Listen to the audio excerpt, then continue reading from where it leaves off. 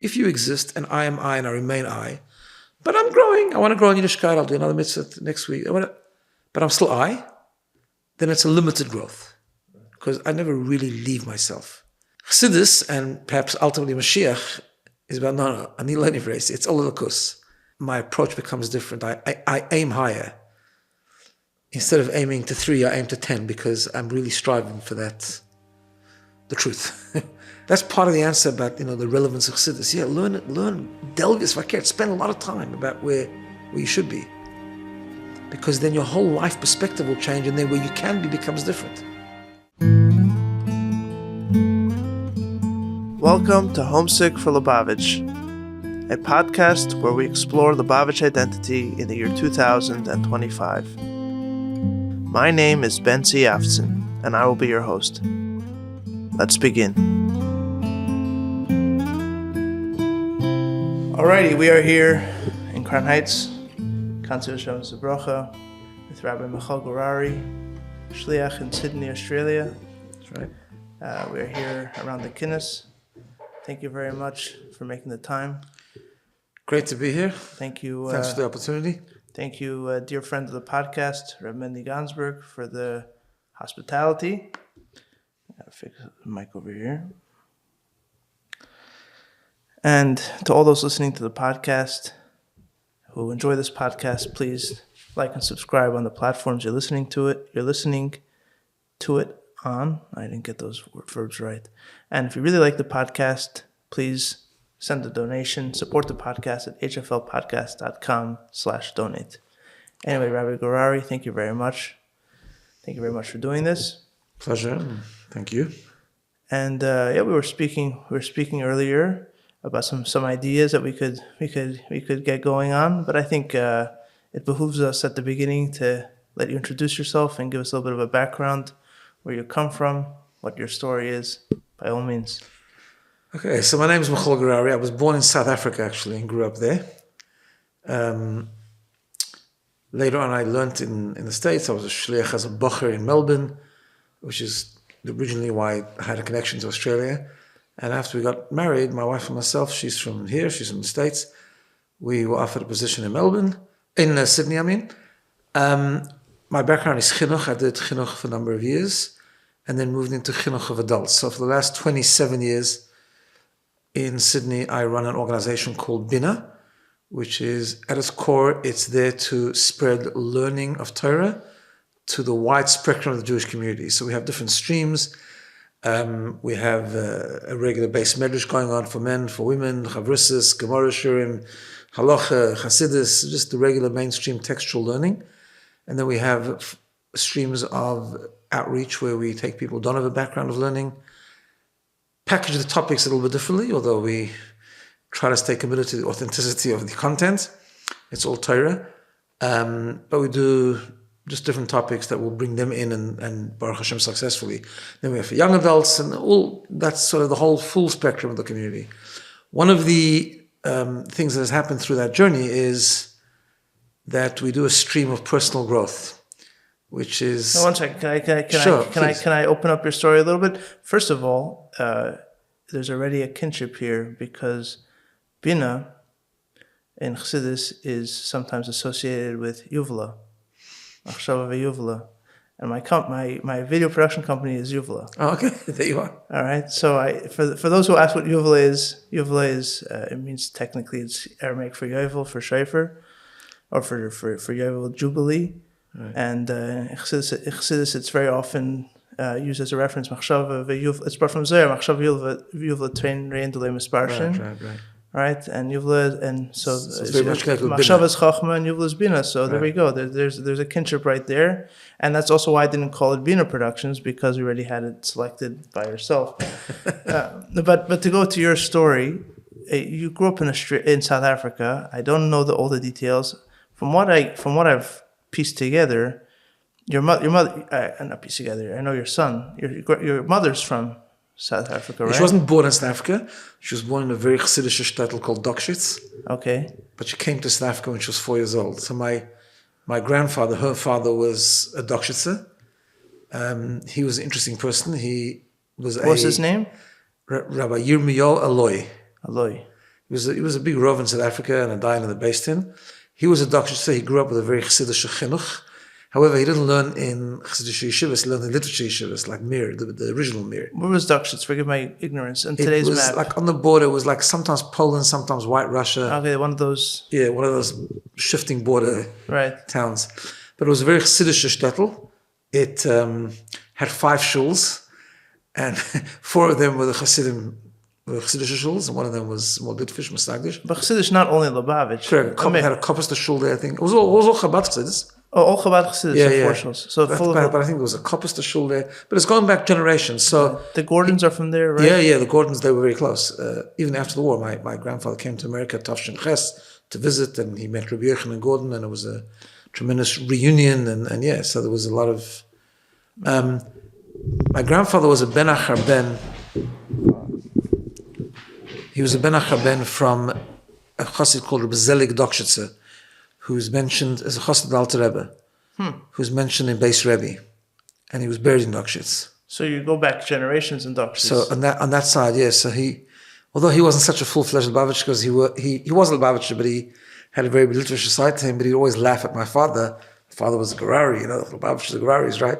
He would laugh at him that he's actually more Lubavitcher than he is, because he goes back all the way to the Alter Rebbe. Your father was Nosson Gourarie's brother? Nosson Gourarie from Montreal's brother. Yeah.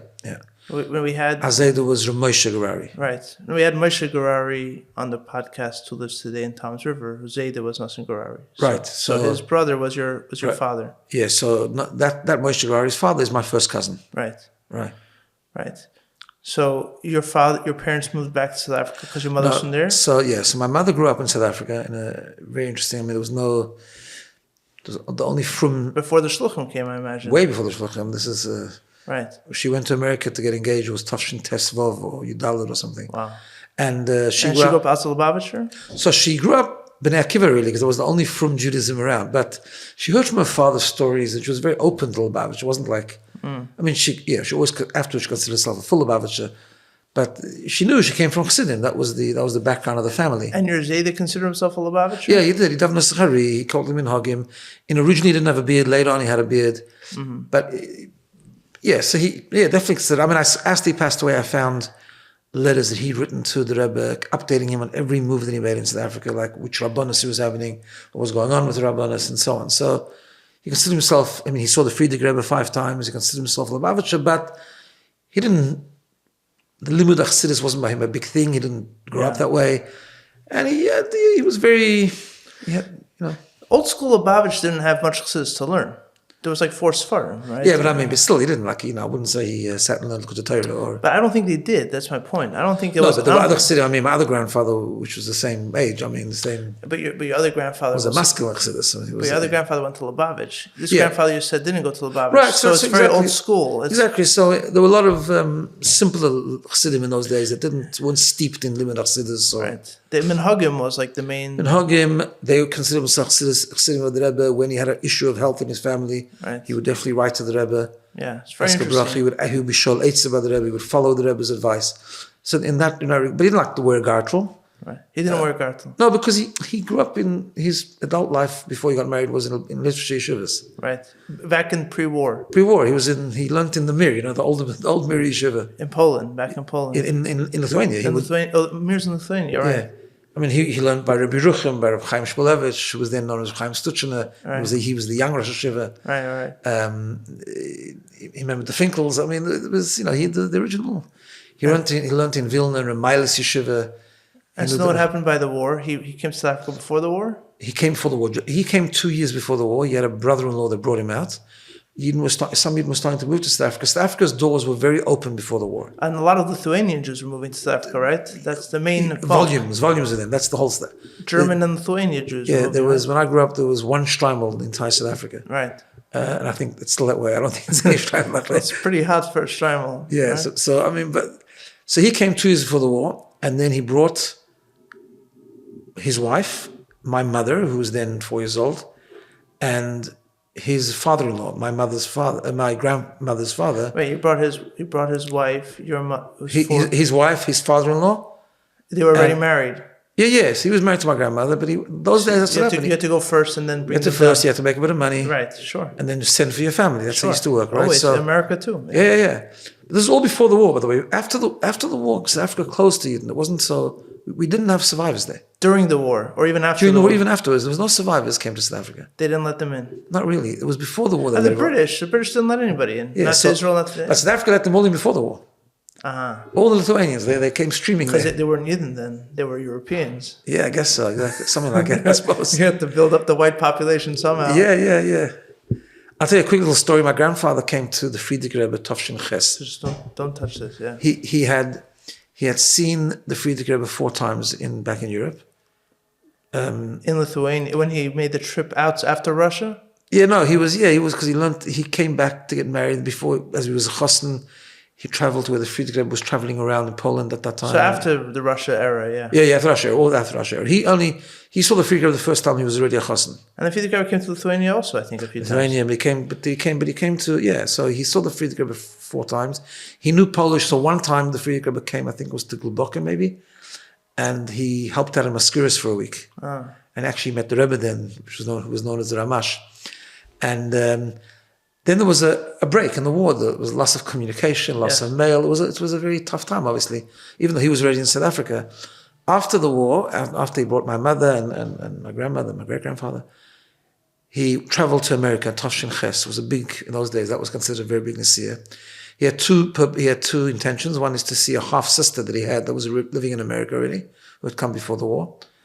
And he also wanted to see the Friedrich Rebbe. It was a big reunion. He hadn't seen the Friedrich Rebbe. He hadn't heard from the Friedrich Rebbe, really. And when he was there, a guy called Favut became the Prime Minister of South Africa. He was the one that introduced apartheid. And people knew him as like a bit of a Nazi. That's the apartheid Afrikaners actually had that mentality. So Rabbi Michoel Gourarie and all these friends he had here in Crown Heights, or around here, where it was, and they said, you hear it's an S, you've got to send for your family right away, got you all of that, it's going to be terrible. He says, okay, I've got to go into the Friedrich Rebbe, like what you asked before. He was a chassid in that way. You've got to go into the Friedrich Rebbe, ask him. The Friedrich Rebbe was older, Tovshin Ches. The Friedrich Rebbe wasn't, the Friedrich Rebbe had in Yechidus then, Rabbi Simpson used to come and interpret what the Friedrich Rebbe was saying, because it was hard for him to speak, etc. He had already gone into Yechidus, but he went again to Yechidus to ask the Friedrich Rebbe this question, whether he should take and bring his family, whether he shouldn't think. The Friedrich Rebbe looked at him, smiled, made with his hand, and said, Vorgesundheit. So he went, he listened, he went back. If you are looking to make a difference in the life of a fellow Jew and be a part of the Rebbe's call to transform the world through the study of Torah, look no further than the sponsor of this week's episode, JNet. In the past, your sphere of influence was limited by where you lived, but today that has all changed. The same way you are listening to this podcast recorded miles away, you can study Torah and positively affect someone else on the other side of the world. JNet volunteers are exactly like you. Every chassid, man or woman, shliach or not, with any level of Torah knowledge can be a part of it. JNet has built a global network of over 10,000 study partners, with more people signing up each day. Join JNet today and be matched with one of the many Jews who are waiting to begin their own study of Torah. JNet offers all new volunteers a free welcome gift from the JNet store as soon as they are matched, with large gifts like a subscription to Chayenu, Gem, Deher, and others available after a few months of continued study. To sign up, please visit jnet.org. Again, that is jnet.org. And now, back to the podcast. The optimistic take on South Africa started then already, the Friedrich Rebbe's times. Yeah, he said it's going to be fine. And then they built an amazing kehillah there. I mean, it was like, the South African kehillah was amazing. Still is, actually. So he was So my mother grew up in that era. So she came 2 weeks before the war. My grandmother, my mother, and my great-grandfather came on the boat. The boat arrived 2 weeks before the war. That boat was sunk by the Germans on the way back. Wow. So, I mean... the last way in. The last minute. Wow. And how did she end up marrying a Gourarie? So what happened was, she grew up pretty Bnei Akiva, but always knew she comes from a Chassidish family. Rabbi Weinberg started coming to South Africa in the late Tovshins. I think Tovshin Ches is the first time he came as well. Rabbi Yosef Weinberg. He came for these shiva, but those days when he came to South Africa, he would stay there for like weeks or months even. Right. There was no hopping into a plane and... No, for 4 flights at least. Probably. Yeah, so you came, you stayed for a while. My grandfather ended up being the one to help him. They became very, very close. He came again 2 years later. He was in South Africa about Yossel Weinberg, just a bit of Lubavitch history. he was one of the Polish Bochum that came. He was very close to the Friedrich Rebbe and the Rebbe afterwards. He was in South Africa, Yud Shvat. He missed Yud Shvat. He missed Yud Shvat. A telegram came to the house to let everyone know about the Istalkus. My grandfather was then like one of the representatives of Chabad in South Africa, even in the Friedrich Rebbe's times. Him and another Chassid called Rabbi Michoel Gourarie. And I know some of the grandkids. Chasdan, They go back that far as well. Yes, Rabbi Michoel Gourarie was from Hummel. And he came, the whole story, he married a South African girl afterwards when he came, and they grew up in South Africa. So a telegram came. My grandmother called my grandfather, who was at the Beis Din. She says, "You better come back. I don't know what's happening to Rabbi Weinberg. He's walking around in socks. He's crying. So and they all, they got to know about it. But he was there. So they became very, very close. Eventually, it came time for my mother to look for shidduch. So Rabbi Weinberg said, "Why don't you come and we'll try and help." So she came. Then it was at the beginning. It was Toshin Yudala Tesvov, something like that, and. She had never seen the Rebbe, the Friedrich Rebbe also not, but she went into Yechidus, and the Rebbe knew about... Girls would go into Yechidus by themselves? By the Rebbe, yeah. Not only when they were married. Getting married. No, they would go.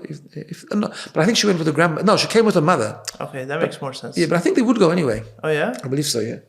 I think it was unlocked or whatever. Yeah. No, I'm not worried about Yichud. It's more a question of, I just never heard that younger girls... Well, she was she was over 20, really. Right. No, I'm saying like the same way Bachram went in, girls would also go in. Well, when would they go in? By their birthday? I don't know. No, she came from overseas, I guess. And it's like an overseas guest. I guess so. I'm not 100% sure. Interesting. So Rabbi Weinberg thought that maybe she should marry like a more modern bacher without a beard. Those beards were considered a crazy thing. Yes. That time in America, it was like unheard of to wear a beard. Yes, even Lubavitch. Even Lubavitch. So maybe he thought that's the type of bacher, and it didn't work really. So he said to once, "Are you interested in meeting a bacher with a beard?" So she said, "Let's give it a try." And that was my father. It came from two worlds. That's what I'm saying. It was an amazing shidduch, and they had a beautiful marriage. Your father grew up in Tel Aviv, right? Correct, and he never learned the word el-Menachol in his life, and he came from Rabbi Michoel Gourarie's house, and he came from Chassidim. Tel Aviv at that time was a very Chassidish place.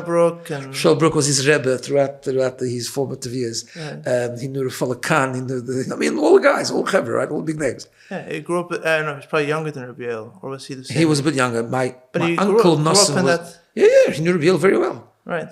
But his brother was Rabbi Michoel's contemporary, Nosson. He was a bit older than my father. So that was the world he came from. They came together to 7-7 on the same boat. Rabbi Michoel and Nosson came. Right? Yeah. It was part of a kvutza of 6 that the Friedrich Rebbe had said they should come separately because of my father, because it wouldn't be nice for my grandmother. It would be hard for her 2 sons to go at the same time. That's why Rabbi Michoel and my uncle Nosson came was just after Yud Shvat. Right. And then became apparent that the rest should come anyway, and my father came Cheshvan Tovshin Yud Aleph. Wow. So he learned here for a few years. And then he went out with my mother. They were 2 completely different worlds, but it clicked. Amazing. And they had an amazing marriage. And because my mother was from South Africa... Did he ever learn English? Yeah, he spoke English. With a South African accent? Not a South African accent. But he learned English in South Africa? Yeah, but he still couldn't say some of the syllables or some of the... That's amazing. And he never learned how to spell. That was a family joke. Mamish. He used to misspell everything. And he was a businessman? So, an interesting story. He asked the Rebbe at that time. My father was a starke chassid and a kusher, in a sense that whatever the Rebbe says, that's what happens. It's nothing to talk about. Not even right. He asked the Rebbe, should he be a Yoshev oil, or should he go into business? And the Rebbe answered him that the family tradition is business, so you should go into business. The Gourarie family. The Gourarie family, exactly. Moshe Gourarie was a businessman? Yeah, he wasn't from the big businessman in the Gouraries, but Nosson Gourarie was a very big businessman. Moshe Gourarie was a business. Yeah, Nosson Gourarie, your uncle. My great grandfather, Moshe's father. Right. How does that connect to the famous Rabbi Shmuel Gourarie? So there were 3 brothers: Nosson Gourarie, Shmuel Gourarie, and Menachem Mendel Gourarie was the father of the Rashag. Shmuel Gourarie and Nosson Gourarie. All the Gouraries today, like Zalman Gourarie, Shmuel Gourarie, they all from Moshe. They're all from Nosson Gourarie. They're all from Nosson Gourarie. Yeah. But Lemaisa, he couldn't get a visa unless he became a rabbi and a teacher. So he did in the beginning. I mean, the Rebbe knew about it, and that was the way he can get in. And the Rebbe was so spot on because Rabbanus was not for him. He hated it. Not for him. And after 7 years, it fell apart. He was a Sheikh Toifus and a Rav, and after 7 years, it fell apart. He hadn't been back to the Rebbe. Those days, travel was really difficult. My grandmother says to him, I'll just tell you the story because he asked. My grandmother said to him, "You need to go to the Rebbe."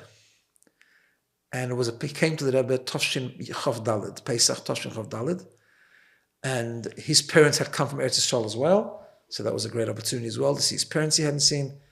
He went to the Rebbe. Koishel Bracha, and he was thinking to go into business, but he didn't know exactly what. He was thinking maybe selling Judaica, which in those days in South Africa wouldn't have been a prosperous business really. He wasn't sure exactly what to do. Koishel Bracha, he walks over to the Rebbe, Motzei Achron Shel Pesach, and he said to the Rebbe, Ich beta bracha parnasa. And the Rebbe said a very loud Amen. The next morning, he's walking in the street and he meets Hirschel Chitrik, who's his cousin, because Mrs. Chitrik is a Karasik. Right, which is a Gourarie in some way. Which is a Gourarie. It was a sister of Moshe Gourarie and so on, Zalman Gourarie. So, and he says, "No, what are you doing? What's your future?" He tells me, "Judaica this." He says, "What Judaica? Go into proper business, right?" And why don't you go into the pearl business? My father said, I don't know too much about pearls, but because he was in pearls, right? He started off in pearls? Yeah, Hershel Chitrik was a big in pearls. So he said, I'll send you stuff, on APRO they call it. In other words, you'll pay me later, whatever, on credit. I'll get you started. I'll get you started. And that's what happened. And then his whole life, he was in that business. I mean, he expanded to gold and diamonds and that, but it was wholesale cultured pearls. That was his main thing. Fascinating. He became a massive gevir, but he was always comfortable, Baruch Hashem, and that was the... Why did they move to South Africa in the first place? Because my mother didn't want to leave, I suppose. I mean, I think my mother wanted to live in South Africa. He must have really liked her. He actually got to like it. He must have really liked her. Yeah. I think he did.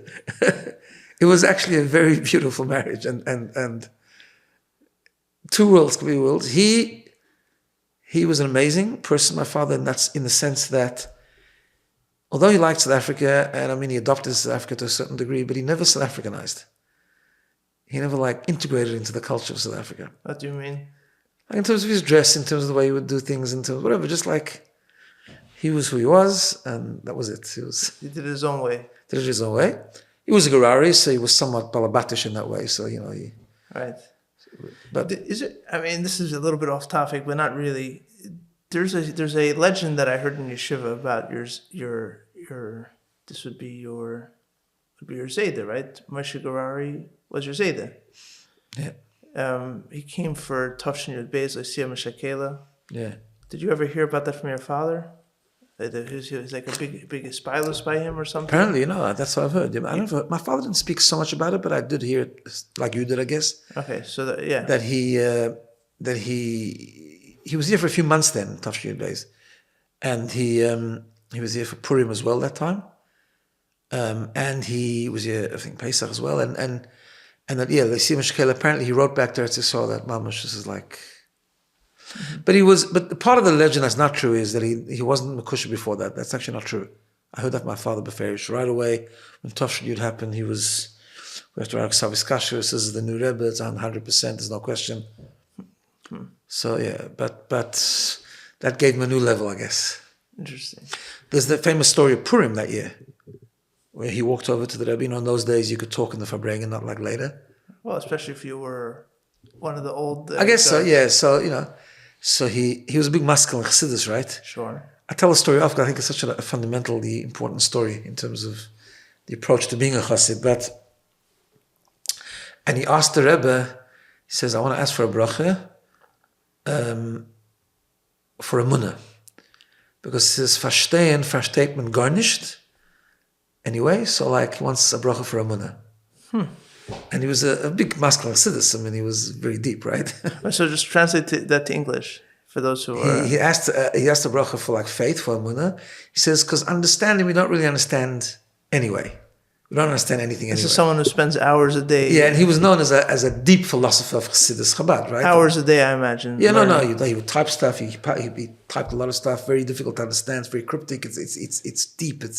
Didn't Rabbi consider him a teacher? Yeah, he did. But Rabbi writes himself that he was a teacher of his when they were younger, in the beginning when they were like young Bachrim, and he said they didn't understand anything. They just got the amazing like koch and Chassidus. Impression of... Yeah, it was just made a tremendous impact on them. And later, he learned more by him. But right. So the Rebbe said to him an amazing line. The Rebbe said to him, "Verstehen darf man, aber man darf nicht wollen verstehen." You have to understand, but you don't have to want to understand. In other words, I guess it's like the Nasa v'nishma, that's why I understand it. Like, our union is bittul. We are given over to the Eibishter if we understand, if we don't understand, if it will make sense, doesn't make sense, it doesn't make a difference. The Eibishter wants us to understand because he wants us to internalize it as part of the intention, as part of the kavanah. So verstehen darf man, you have to understand, but you don't have to want to understand. I'm trying to think what that means. Because how you can understand about karchach, like what's no, it's understand with the geschmack actually. Right. But it's because that's the kavanah. In other words, it doesn't. If you don't understand, it doesn't affect your avodas Hashem at all, because the foundation of avodas Hashem is kabbalah soil. It's nasa before nishma, but the Eibishter wants nishma because he wants him to. That's what I understand. He wants you to serve him with every part of who you are, every faculty that you have, every talent that you have, right, which includes your brain. So, in other words, I can be totally bottled to the Eibishter. That is the foundation. And I should be happy with that. And I should be happy with that. And I'm fine with that. But that's not what the Eibishter wants. But then what you've done is you've ignored part of you is not serving the Eibishter. I.e. your brain is not serving the Eibishter. Right. To want to understand would indicate that you're not satisfied with just acceptance. Right. And the foundation of Yiddishkeit, it's a little bit like the Rebbe explains. But that's why we don't have to want to understand. It doesn't say "mitarnisht wollen verstehen," right? No, man darf nicht wollen verstehen. You mustn't want to understand. You mustn't want to understand, I guess, as a condition for going all the way. You have to go all the way if you understand or not, because the foundation is Kabbalah, Soul, and Bittul. Interesting.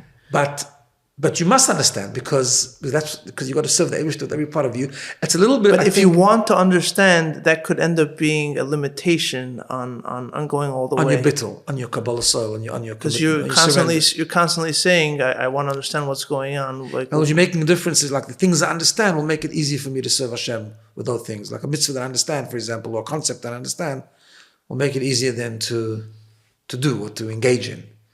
It's such, it's such an interesting. It's such a foundational. Very foundational. Because Chassidus on one hand is all about grappling with understanding, and you can easily go down the rabbit hole of philosophizing, where you get carried away with your mind. Correct. And the Rebbe also spent a lot of time thinking and understanding. 100%. Right. I think it's a misconception sometimes because people say Chassidus Chabad, so it's all about understanding, right? Right. I think you need to reframe that statement. It's not about understanding. It's about taking that which is higher than understanding and bringing it into understanding. Right. It's about also understanding. Yeah, because you got to you got to take your foundational transcendent emunah, right, and then translate it into understanding, which was the Rebbe explains is the chidush of Chassidus Chabad. It's taking the emunah of the Baal Shem Tov, which is higher than seichel, and bringing it into seichel. So, but actually, the starting point is the emunah, not the seichel. Right. I think it's a little bit like the Rebbe explains the famous sikh about matzah and chametz. Like, if matzah is so bad, then why is chametz a mitzvah? I mean, if chametz is so bad, then why is chametz a mitzvah 7 weeks later, right? Right. And the Rebbe says the same thing. You have to clean yourself out from everything, surrender everything, become nothing, no yeshus, no you, no self. That's the foundation. Once you've done that, then within that context, you've got to introduce everything that you have, your seichel, your midas, everything. It's a vart. Did your grandfather or your father ever expound on that vart, or it's just a family tradition? And no, it's a story that's around. I mean, people know the story. No, but did they ever expound on what it meant to your grandfather, what it meant to your father, or just that's what the Rebbe said and figure it out on your own? My father, by nature, wasn't a huge schmoozer in that way. Like, Yeah. I mean, he would talk concepts of Chassidus. He was a big Yerushalayim, big Talmud Chacham. He encouraged us to learn all the time. But he wasn't that kind of, like, he wouldn't go through these things and talk about them, schmooze them, and analyze them. It wasn't his style. This year marks 75 years since Yud Shvat and the first Bosi Lgani. If you're looking for an event that is memorable, meaningful, and affordable, let me recommend This World is a Garden, a film and live concert production created by us here at Yuvla Media, inspired by Bosi Lgani, the first mimer, the Rebbe said. If you're a regular here at HFL, you know that Bosi Lgani is something that we think about and talk about a lot. And in this production, we use the power of cinematic filmmaking and a live concert by a string quartet to bring the beauty of Bosi Lgani to your community and your audience in a way that they've never seen, heard, or experienced it before. The production has already been hosted by Chabad houses around the country and has drawn wonderful reviews. Our package comes with everything that you need to put in the production: the film's original arrangements for string quartet, publicity materials, everything besides the string quartet, which we recommend that you hire locally to save on travel costs. To find out more about this production, please visit thisworldisagarden.com. Again, thisworldisagarden.com. And now, back to the show. Was your father, you were talking about your grandfather being a more old school Lubavitcher Chassid in Menhagim. Was your father someone who sat and learned Chassidus a lot of the day? Yeah, a lot. I mean, who did he speak to?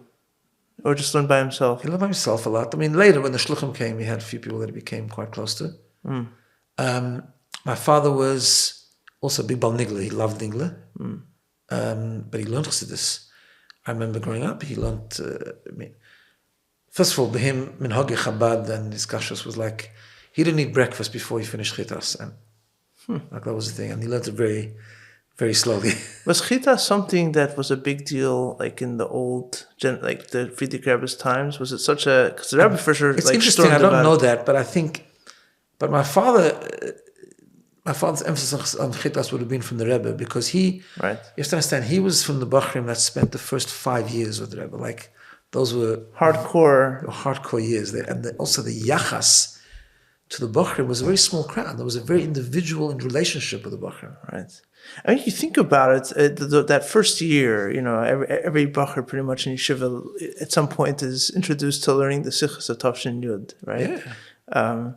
And you just imagine the Bachrim there, like I don't know if it's a Chassidish way to describe it this way, but the Rebbe was like working out his emotions in public, like vis-a-vis the Frierdiker Rebbe. Like he's talking extremely, extremely personal things of how he's relating to the Frierdiker Rebbe. Like he's...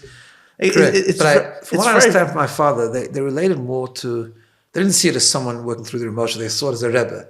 My father once told me a Lashon. But the Rebbe didn't speak that way later on.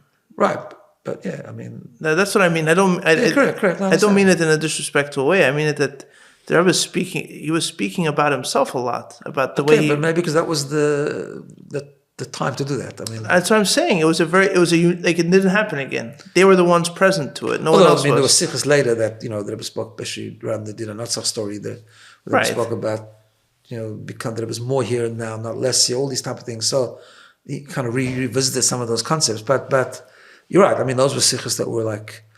I mean, my father was by the Fabrenga where the Rebbe said the first mimer. Like I was about to bring up that first mimer. I mean, listen to that first mimer, and the Rebbe's wrestling with something inside. If people want to say we don't want to think too much about it, I respect the distance that people want to keep to it, but you can't, you listen to it, it's a very, very personal, it's almost hard to listen to how it is. Personal I think we just don't look at the Rebbe as a regular boss of it. I mean, obviously he's a human being, but I don't think struggling or talking about emotions is the same as we would talk about our emotions. That's what I'm saying. But well, I mean, if I could press you on that a little bit, what's the danger, to steelman the argument on your side of it? What's the danger of a chassid seeing the Rebbe as someone wrestling with emotions? I think the general danger of making the Rebbe like one of us, just a better human being. Like, and the Rebbe is very clear in different places. I mean, it's a kind of, to me, it's an obvious idea, but the Rebbe spells it out in a mime of Lag BaOmer that the chiluk between Rebbe and Chassid is ein haroich. It's not like... Right. He's a human being like me, struggles with the same thing like me, just does it better than me. It's an ein haroich relationship. Yeah, I think the famous vart was, I think Rebbe used to bring about this a lot, and I think he quoted from another chassid, like the vart from the Ramak, that more than the Einarech from Atzilus to Asiya is the Einarech from Atzilus to Ein Sof. Yeah. And he would say the same thing, that more than the Einarech from the cat to me is Einarech from me to the Rebbe. You heard such a vart before? I have it. Yeah. Yeah, so I mean, this for sure. I just, therefore what? Therefore, if there's a public wrestling with emotion, So I don't know. What are we supposed to do with that? Just it's like we have to know that things are, So there's we can learn from it, and we can learn hashkafa from it. You know, there's a sikha at the end of Chav Beishvat, the end of the Shiva, where the Rebbe does almost like a similar thing. He talks about the tkufis of Avelus and how you go from one to the other and how it's hard. But you look at it, so yeah, on face value, it's written that way, and so you can certainly learn. You can learn maybe how we are supposed to apply it, but to say that the Rebbe is going through what I would understand it in my human context, I don't think so. It's something much greater happening, and something happening on a completely different level. But what's the difference between if we try to understand the Maimer of the Rebbe, we're also fooling ourselves on some level. We're also saying that we understand the Maimer, but we don't understand anything. Like the same way Chassidus thought they understood Bosi Lgani, and then the Rebbe spent 40 years showing how nobody understood a word of Bosi Lgani. So we're always kind of playing a game where it's almost this. We have to learn and understand things as best we can on our level, but at the same time to remember that it's not in a human context like us. It's knowing that it's Einarech. In other words, you're right. So we understand in Bosi Lgani, we think we understand it, then we know we don't understand it, and we now still don't understand it because it's probably so much more. So we know that it's so much more there, but we understand it. We understand what we can understand. What's taught to us, we understand as best we can. And so when the Rebbe is expressing an emotion that's not a teaching, the same way? Look, the Rebbe is a tzaddik gomer from Tanya, so he doesn't have the same struggle that we have. So it must be in a different context. Mm-hmm.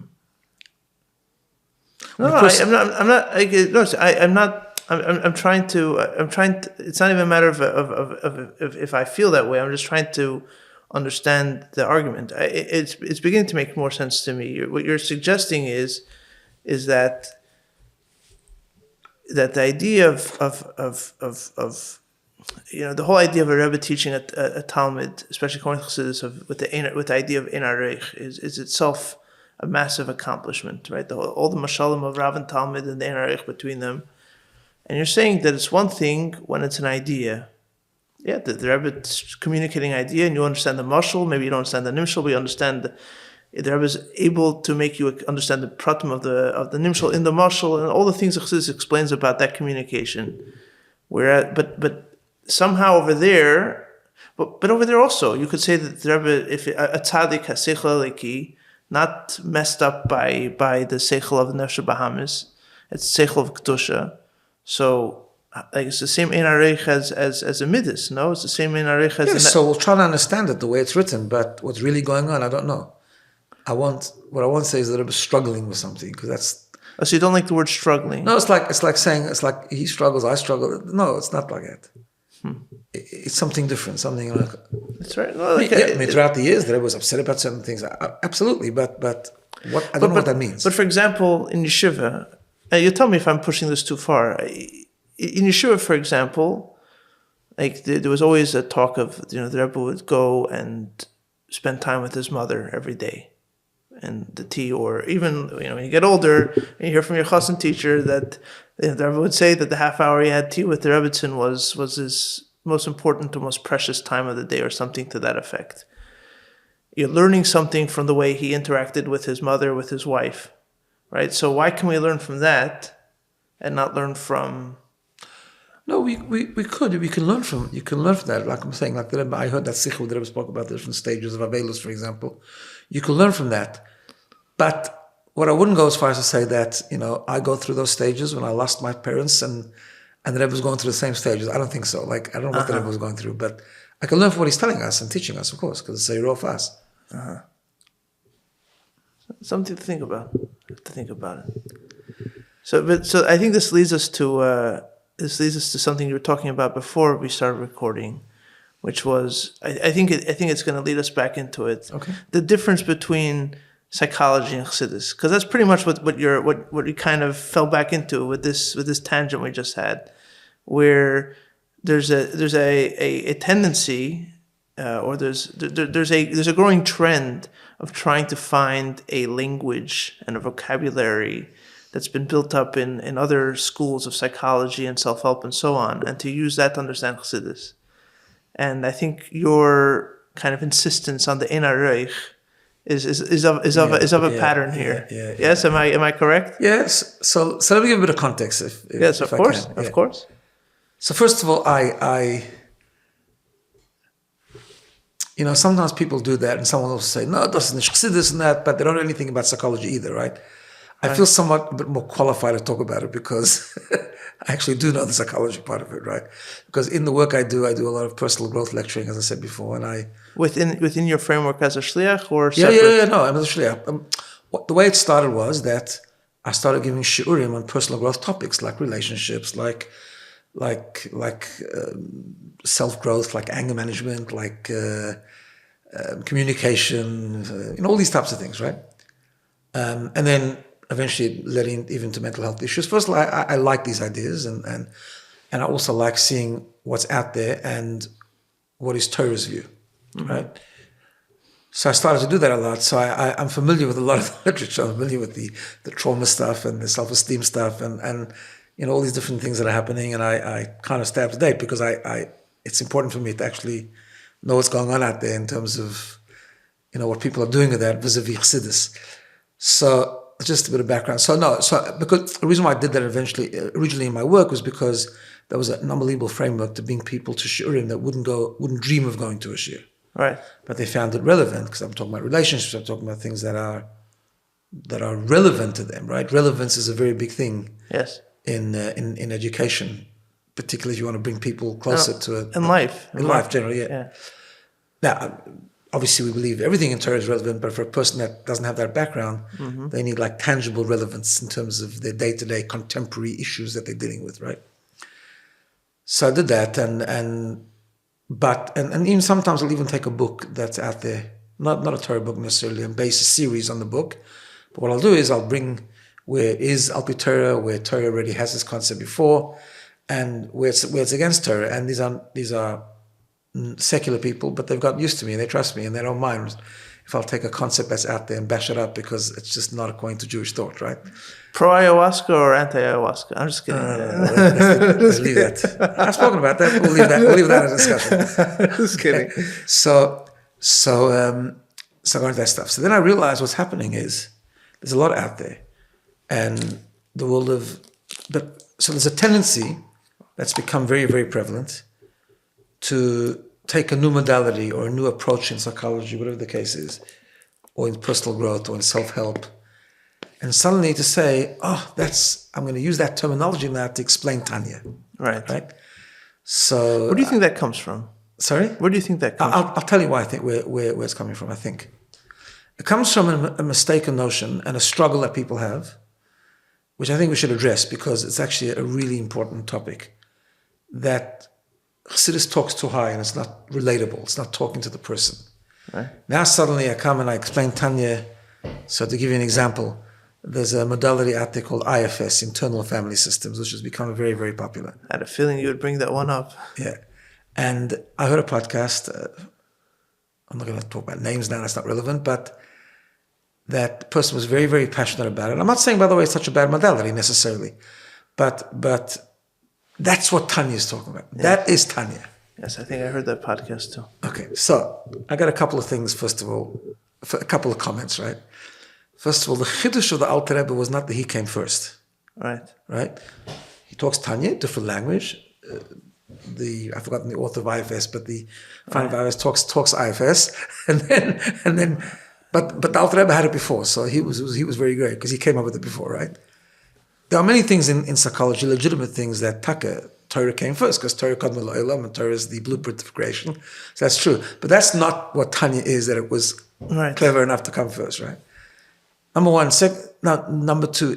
So The problem is that people felt, there's a way to make Chassidus relatable to people. The fundamental mistake in that, in my humble opinion, is that you're not making Chassidus relatable, you're reinterpreting Chassidus. You're making IFS relatable. Exactly. That's what you're doing. You're making IFS, you're Jewishing up IFS. You're making IFS relatable to Lubavitchers. Right. Which is a problem. Yes. It's a problem because it takes away from the fundamental Chiddush of what Chassidus is. Now, we can talk about why Chassidus talks about Madregas that we have no shaykhs to. That's an issue. We need to understand that. There's a good reason for it. But there's a very good reason for it. Yeah, many reasons for it. I mean, there's also an obvious reason for it. Which is? Which is that when you're talking about the service of God, you don't make God smaller to make yourself feel comfortable. Exactly. You have to be cognizant of the Ein Sof. Right. So that's okay. So bottom line is that is the derech of Chassidus, that it gives you the emes k'moshehu. And you need to take one step. You might be 3 billion steps away from it. It doesn't matter. Chassidus wants you to say, okay, let's get the mindset right. This is the hashkafa. This is what Chassidus' cook on the world is. In terms of Avodas Hashem, the relevance is two things. First of all, we know that just talking about Inyanim Avelakus elevates the person. But even in terms about your day-to-day, even in terms of your day-to-day Avodas Hashem, your mindset now and understanding in its absolute truth and purity, you now need to make a dent in where you are and take one step further. Okay, we can come back to that. But there's something more fundamental in that, and that is this. Chassidus is not psychology. It might have psychological concepts in it. It's not psychology because the definition of psychology is, and that's why psychology is there for non-Jews as well, right? The definition of psychology, the way I see it, is to create a healthy person, a healthy nefesh habahamis. I was going to say, it's all about the nefesh habahamis. Yeah, exactly.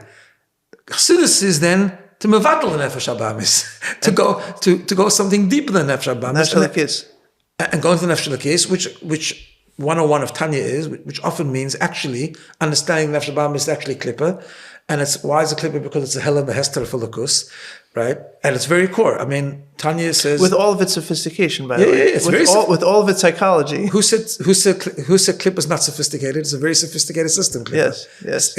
It's divinely created, after all. Don't forget, right? So, and the Alter Rebbe says in Tanya, when he starts with nefesh habahamis, when a person's born, he has nefesh habahamis, and the Alter Rebbe calls it the guy didn't do anything wrong yet, but his nefesh habahamis is klippa. Why? Because it's a yesh, it's a nivra, it's something that is also because it's not the nefesh halakis. It's because it's not. It's not godly, it's not lakus. Right. That's in its conscious, revealed way, right?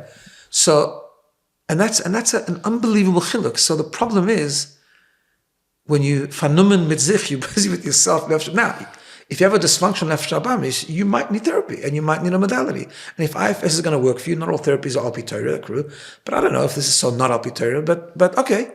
So you got this voice and that voice and good voice, your child voice, fine. Right. You're working on Perek Aleph Tanya at a maximum. You're not up to Perek Beis yet. Exactly. So if it's going to work for you, he's going to tell you, but don't mix it with Chassidus. It's not Chassidus. Don't dilute Chassidus. Right? Yes. And I just spoke to a person who gave a lecture the other day on IFS, and it was a nice lecture. I was there. It was part of the Kiddush workshops, actually, and it was a good lecture. It's a person who does marriage counseling, and he does it quite successfully, I understand, and he uses the IFS model, and I'm fine with that. If you've got a dysfunctional marriage and you weren't able to prevent it, I mean, I think if you sometimes learning Chassidus and living up Chassidus could maybe minimize the risk of issues later. Fine, that's a different discussion, but you've got a real addiction, or you've got a real depression, you don't learn Tanya to fix your heart attack. I mean, you go to a doctor, right? So okay, so you might need a modality. Do it when it's necessary. Don't do it when it's not necessary, because overdoing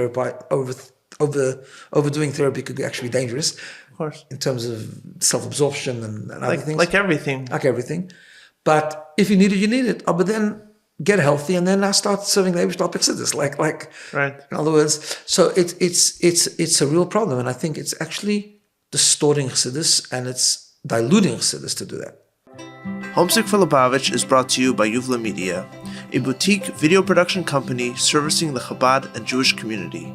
Since opening 10 years ago, Yuvla Media has pushed the boundaries of artistic and thoughtful storytelling in the community, with an insistence on there always being a memorable story as well as a beautiful and striking visual image that we believe is second to none. Over the years, we have worked with Chabad organizations around the country, as well as large organizations like Binah, Torah, and Atzalathon, guided by the belief that your story is absolutely worth telling with depth and creativity.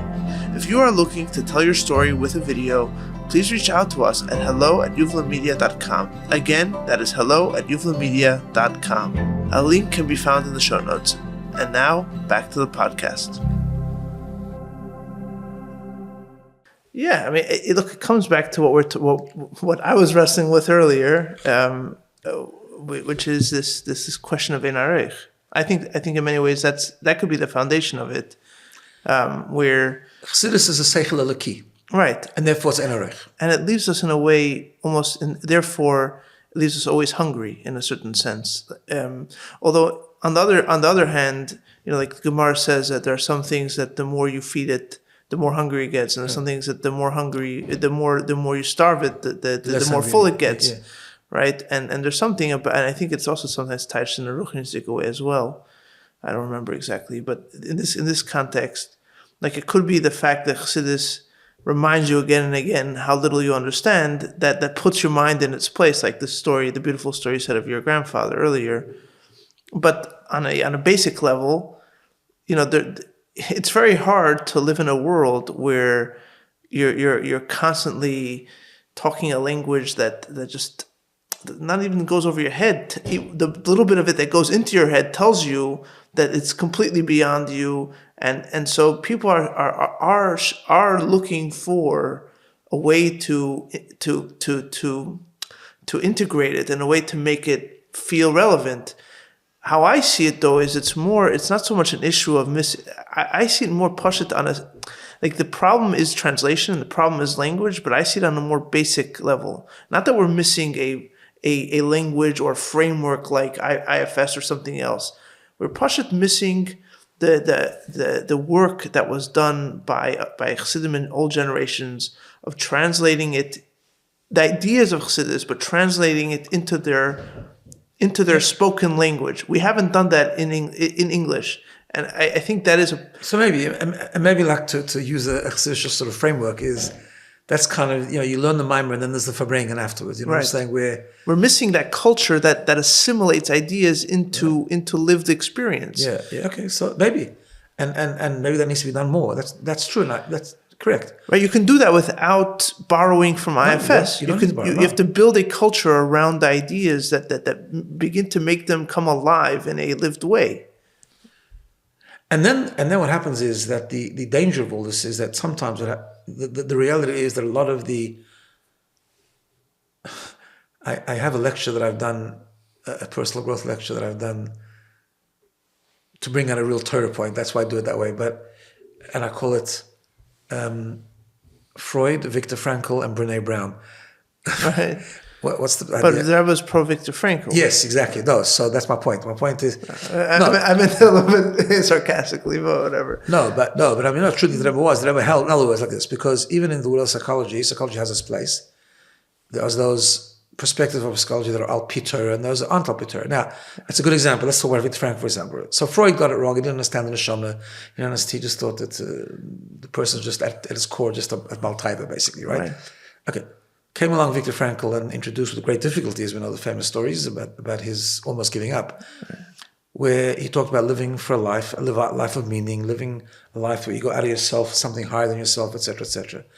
Now that's a philosophy that is al pi Torah. It's not Torah. You don't make birchas Torah when you read Man's Search for Meaning, right? That was my sarcasm. Yes. That was my sarcasm. No, because the words like this, there's a huge difference between al pi Torah and Torah. I mean, Viktor Frankl himself, when he talks about meaning, although in his writings he agrees that religion is a really good way to live a life of meaning, but he says it's not limited to religion, right? So it's one way. It's one way. Right. Al pi Torah, there's only one way of meaning, and that's al pi Torah, right? And even al pi Torah, meaning is not for the sake of meaning. Meaning is truth. Right, truth and connection to the Eibishter. It's not to give you. It's not there to make you feel fulfilled. Content, correct. So, but nevertheless, the Rebbe pushed it as a therapy, and when you need therapy, that is the one we should really be looking at, right? The world's gone away from that now because Viktor Frankl gave birth to a lot of other philosophies like CBT and positive psychology, things like that, which were all following his shitta to some degree, right? And they were very positive. When I first started giving these lectures, that was more the style. And I used to make jokes in my shiurim, and they would come up with different theories, and I would say, it's a real pity that they didn't ask me before they did the study, because I would have shown them where it's in the Zohar, or it's in Torah, they would have saved all the money, right? But nowadays it's shifted. We become a very self-centered world. Brene Brown, and the Kadoime, right? And it's all about me now. It's about my authentic truth and my this and my that, right? It's very different. They've gone away from... Recently I've read some other stuff. Is that a return to Freud? A little bit, because it's a return to I don't know if it's Freud per se, but it's a return to pre-Frankl world. And I'll tell you why I say that. I just recently came across interviews on YouTube, fascinating stuff from Viktor Frankl, which I didn't know existed. And he bemoans a world to which he responded to by coming up with his logotherapy and search for meaning and so on. And today's world now has gone back to that world that he's talking about, just on steroids. Mm-hmm. Even worse. In other words, the whole self-centeredness and the whole lack of meaning and the lack of purpose and being... There's an interview where someone asks him about, what do you think about self-actualization? Now, in today's modern world, that's a big thing, self-actualization. Right. He starts to laugh. Right. He said, what's self-actualization? Waste of time. Waste of time. He says, live a life of meaning and you'll find yourself. Start with meaning, right? So we've gone back to that world. So the problem is when you start mixing psychology and Tanya, besides that fact it's ein areich, and there's a nefesh habam, there's a nefesh lakis, and so on, there's a seichel laki and a seichel not a laki. It's also, we become so fachap sometimes with some of the stuff that's going on that actually we put it into Chassidus, and not only it's diluting the Chassidus, it's actually distorting the Chassidus, because there's no way the Chassidus is talking about that. It's a very yeshustik approach. Yeah. And it's very dangerous. I think it's a very dangerous path. So I'm not against therapy when it's needed. I'm not against using the yesh chochma b'goyim timing, but it's a separate sugya. Now, that doesn't mean that some concepts you can't find in Torah. It doesn't mean that simultaneously when a person's going through a healing, when they're dysfunctional or they're not healthy, it doesn't mean that they also at the same time cannot be learning Chassidus as a support, because we know that the more meaning you get in your life, the faster the healing is and the stronger the healing is. All that is true, but don't mix them, because they're two different things. They're completely different things. Oh, you're talking earlier about your father coming to South Africa and on one hand being, living in South Africa, married to a South African girl, being a businessman there, and then not being a South African. It's a tough life to live, to be both in the world and not of the world, right? To be in America or to be wherever you live in the quote unquote modern world and the world of authenticity and meaning.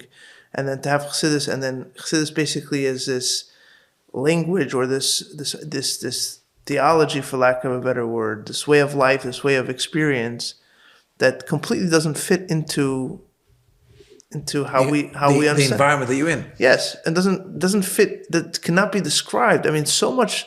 That I'm not taking the side of the people who translate Chassidus into, because I also have a instinctive rejection of that point, probably with a less educated background in the psychologies that you mentioned. I've read a little bit of it, but instinctively I'm like, there's no way that Tanya is a book of psychology, mainly for the reason you said, because it starts from a different foundation altogether, that these people don't even claim to talk about these psychologists, and even if they claimed, I certainly wouldn't believe them. You have to be a Rebbe to talk about these things. But it is hard to live with this worldview that completely has no anchor, has no frame, has no context in the world around us. I mean, I think so many of us are basically living in a weird way the life that your father was living. If you want to learn Chassidus today, you might not live in South Africa, being the only Chassid, but you're in that situation where you have your Sefer of Chassidus, right? You probably have a wife who, most people who have a wife who probably didn't learn Chassidus the way that they learned in yeshiva, right? Right. And you're by yourself. What are you supposed to do? Yeah, I think it's broader than that. Even I think it's the challenge, or let's say the opportunity of Derech Shvi. Really, that's what it is. It's because that's what That's what the Rebbe said about Yishvat, Harida Shechina Lemata, right? You got to bring it down. Right. Which means, and that's what the Rebbe's analogy often was about Yosef HaTzadik as opposed to the Shvatim. So the Shvatim, it was easier for them because they just lived outside of the hustle and bustle of Olam Hazeh. Right. We are Yosef. That's what the Rebbe tells us. We are the Yosef. We have to live in the midst of Mitzrayim, Erev HaSaretz, Right. which is the culture, which is the antithesis of, in terms of everything, in terms of its values, in terms of its approaches, in terms of its perspectives, the antithesis to everything we know from Chassidus. And it is challenging, but I think that's what the Rebbe's charge was, that that now we have to actually bring the perspective of Chassidus into that environment. Yeah. And it's hard, but we believe there's koiches for it. And we have to stay true to it. And I think the first step is live it ourselves. In other words, develop the perspective, like connect and develop and learn Chassidus in its purity, and then figure out, okay, now how do I package this and bring it to the environment, or to the person on the street, or to the person I'm trying to bring closer to Yiddishkeit. Right. But pure is a hard place. Pure is a hard place to be, right? It's a lonely place to be. People that listen to this podcast are probably expecting by now a reference to the Akdamat to Kuntres Hamayin, which is my thing, at least for the past couple of years. But the Akdamat Kuntres Hamayin itself was written as a response to Chassidim who had asked for something to learn as part of an initiative of the Rebbe Rashab called Machziki Adas, which was an effort to strengthen Balabatim throughout Russia, and I think also past the borders, not just Lubavitchers, by the way, but also Kilis of Anash. And the Rebbe Rashab's point at the time, and you could think he was talking to us today, especially in that Takdama and the Kuntres Hamayin itself. He says that men, basically the Chassidish men, they've basically become isolated, and they've become like scared or weakened to create the world around them that matches what they believe. And so even the ones who believe something or think something, they basically do it in private. They're ashamed of their own family to kind of push a certain standard. And so everybody kind of retreats to like their private nook and cranny. In other words, the context is so foreign to you. The context of even your own home is so foreign to what you believe that you hide in your privacy. And Kuntres Hamayin and Sol Machziki Adas effort was a way to galvanize people, to bring them together and tell them you're not on your own. And at the same time, you are on your own. You have to be a man. You have to find the starkheit within you. That's what Kuntres Hamayin is all about. Correct, you have to fight the shtus of Olam Hazeh. Yeah. And to me, that is, he's talking to us. It's talking to us today. Although there is no other way. Yeah, but it could be the outcome is a bit different today, only because I think the Rebbe's view is that we're now at the point where we actually can bring the environment along with us if we try hard enough. Yeah, but you have to start with yourself. Correct, that doesn't go away, right? No, correct. You have to start with yourself, and it is going to be hard. It is going to be hard. I don't know that there's a way around. I don't know that there's a way around the hardship of, I, for whatever reason, went to yeshiva in Techet Tumim. I learned these ideas. I have these ideas, that do, if I care about them at all, that means that they've impressed me on some level. And I have no idea how to fit them into this world that I live in. I have no language. It just feels completely at odds with everything else, with the whole zeitgeist, with my whole conceptualization of the world. It starts from a completely different starting. It starts from a completely different point, right? And the answer is exactly, you have to start from there. You're not going to... You have to start from there, but you also have to develop an identity where actually you're not spoiled from that world. In fact, the world in your eyes becomes what your world is. That's the real world. I once heard a good word. People in Gemara, there's one of the Mefarshim, one of the commentaries in Gemara is the Maharam. Yes. And whenever he asked a question, he says, Makshin ha'olam. The world asks a question. So the question is, which world exactly was he talking about? The few Bachrim that were sitting there in Frankfurt and learning with him? I mean, what does that mean? Right. And the Torah says, that's exactly right. Those few people who are learning the Gemara and asking the Kasha, that's the world. That's the world. That's the world. Right. The rest is Hevel Avodim. You know what I'm saying? It's like, so I think that's a similar idea. Like we have to understand, no, the world is, there's a fascinating sikha. I think there talks about it in a few places, but there's a fascinating sikha. It was very ingrained in me because, I'll just tell you a cute little anecdote that I was a bocher as a shliach. I was in Melbourne, in Yeshiva Gedolah, and we were very far from Crown Heights. You're one of the first, No, I was the 9th kvutza, but we were still, at that time, we were still just 6 bocher, and we'd go every 2 years. And I know this sounds crazy, but the fax machine hadn't even started yet. Nowadays fax machine is a dinosaur, but then it was pre-fax. Was it telegram still? No. It was telegram. In between telegram and there was something in between telegram and fax. No. Not that. I don't think so. It was telegram. Yeah, telegrams. Yeah, but we would get the likud. In those days, an edited sikha, mogadika sikha would come out each week from the Rebbe, and you lived your Shabbos with that, and we get it like 10 days later, right? Yeah. And then suddenly, one businessman in Melbourne had a fax machine. It was a gilui. We went to him, would you please me, would he get the liquid for us? And a bacher went Friday afternoon to get the liquid. And we had that Shabbos, it was Vayeshev Yitis Kissel, I'll never forget it. It was like such a koch. So this year's already, there was a week, every week of the Likutei Sichos came out? Yeah. I'm talking about, I'm not that old. No, I just don't know the history of the Likutei Sichos. No, it was already coming out for a while. This is... Because it started and stopped. But this was really going on now consistently for a few years already. There was a liquid coming every week.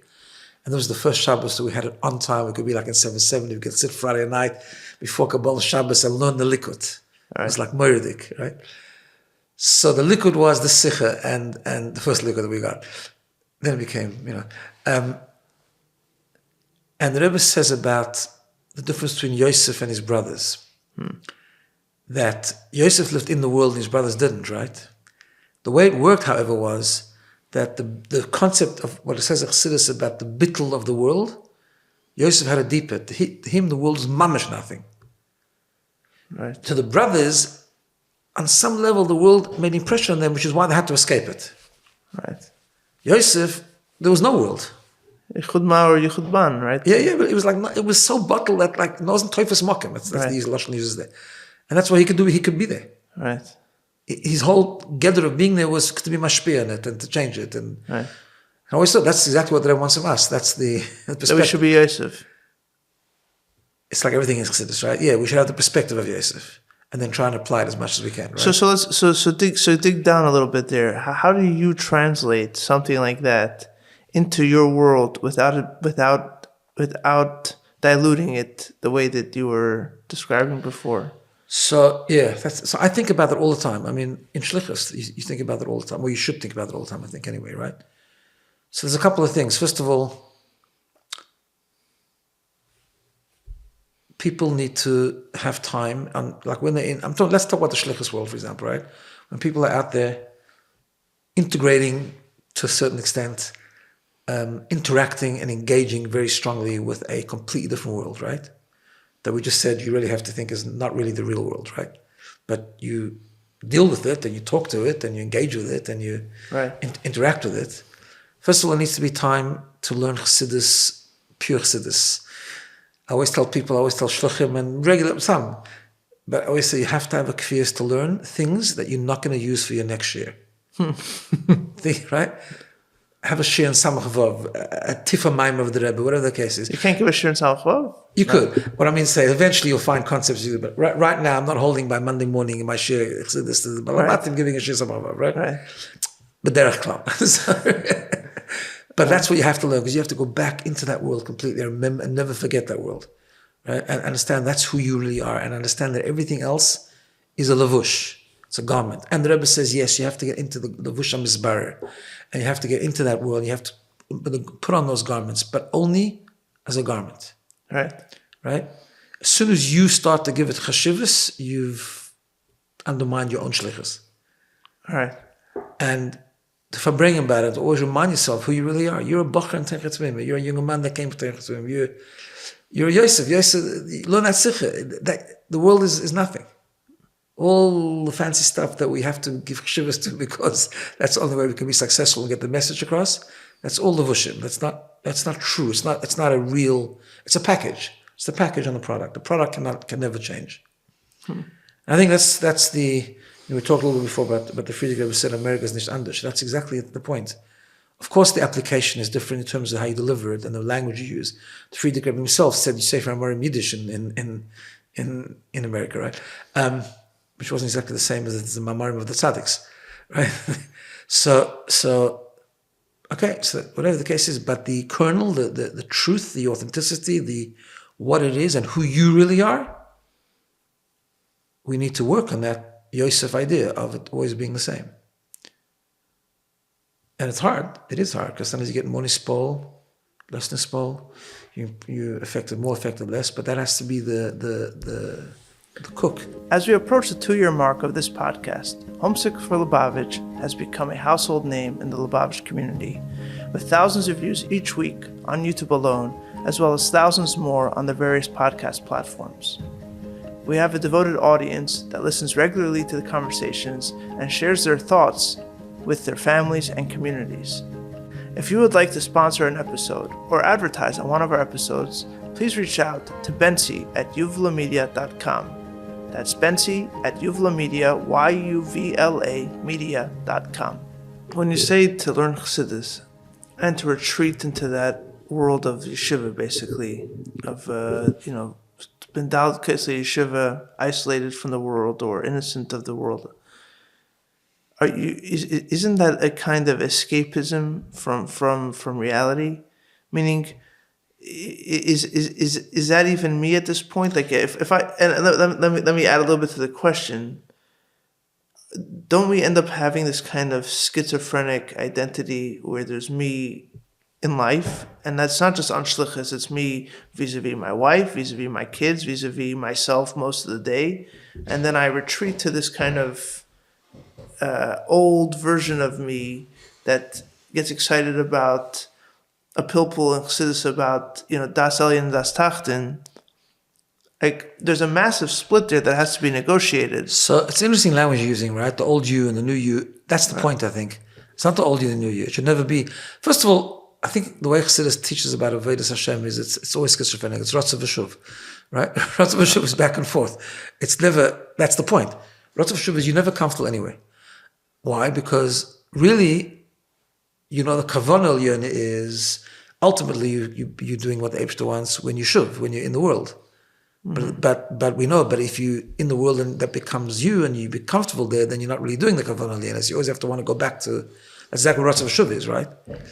Because it's not. It's certainly an interesting take on Rotzav V'Shuv.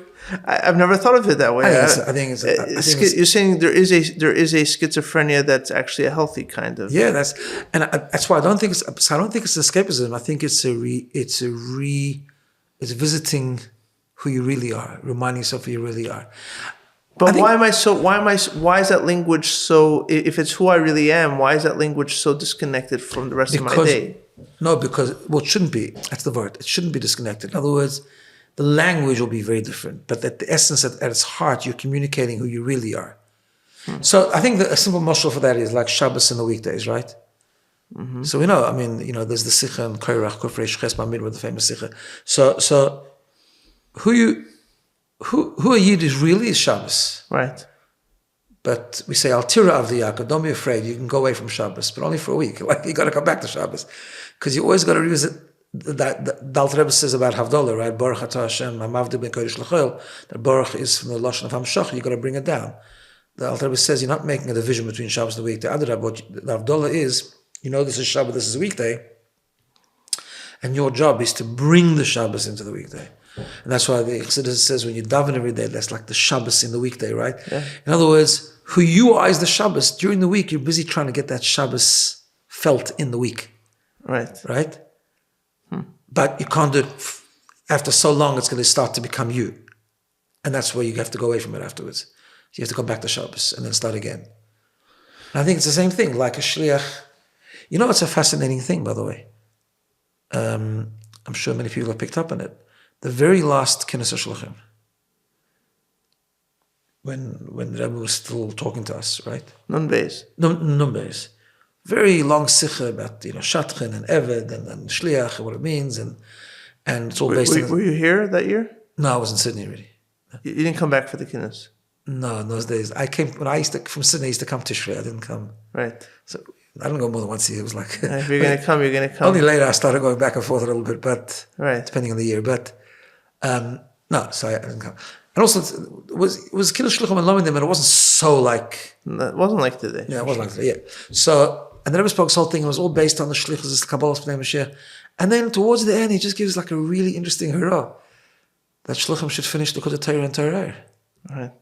Like it's fascinating. These are busy guys. I mean, like, everyone knows the shluchim are really busy. They're running around. They're fundraising. They're doing pulas, and they should be busy. They're not busy. It's a problem. They should be busier, and the whole thing, right? Right. But don't forget, you need to learn Torah, learn the Torah. Like the whole thing, you should finish. I don't know. I looked at it again now. I'm not sure if there have been mamash every year, but anyway, at least we should try, right? You should learn a lot. You should learn a lot of Torah. If you get through half of it a week, you're learning a lot. Like how does that fit into it? Right. I'm giving talks on mindfulness and Torah and how it fits into Judaism and right. Torah, because Torah is who I am. It's who I am. And when I give a lecture on self-esteem or mindfulness or relationships or whatever, or trauma, whatever the series is. Right. I mean, it's what you said you wanted to get back to it. I don't know if you feel like we covered it already, but there was that you brought up the idea of how Chassidus insists on including, for Tanya, it's very explicit idea of tzaddik gomer, tzaddik sheni gomer, talking about madrigas that are clearly out of our reach and fundamentally out of our reach. What's the point of it, right? And fundamentally, or at least the obvious point, and there's many points to it, but the obvious point is that our starting point, our center should not be the weekday, it should be Shabbos. Our center should not be who we are right now, but who we really are supposed to be, right? And not even supposed to be. You might not ever be that, but who you are in Be'etzim, who you are on a level that might even be out of your reach, but is still you somehow. Right. Or it's your mocker at least, like Perek Lamed Beis in Tanya, right? Just because I just recently gave a shir on it again.